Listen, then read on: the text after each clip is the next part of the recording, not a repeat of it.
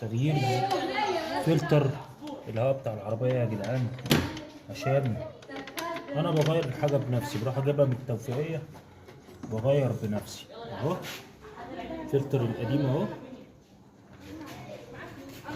ده بتتحط كده اهوت تمام، وننفضه الاول.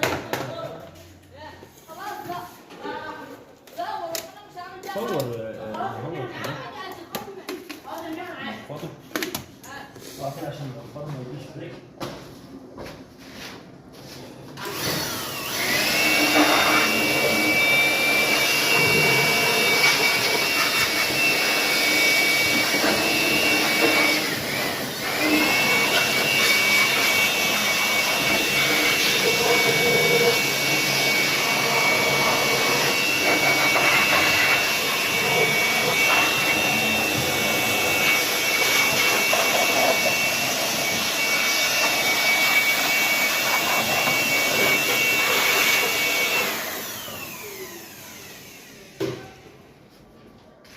ادي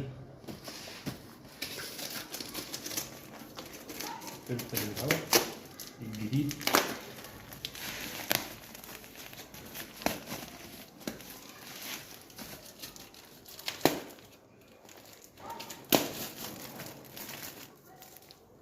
جديد اهو.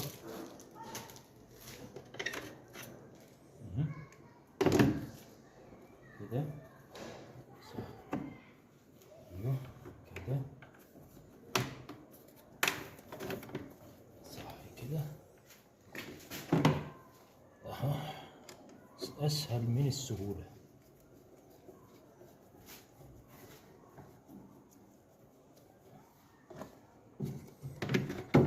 ده بتاع السكودا الاوكتافيا.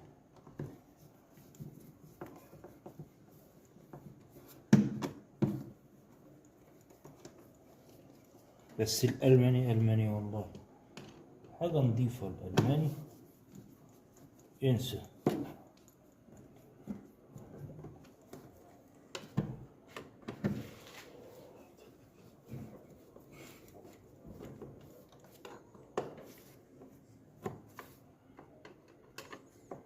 بس شكرا يا جماعة. نغير الايه، المساحات عشان خاطر الشتاء، لازم كل شتاء نغير المساحات زي ما انتم شايفين كده.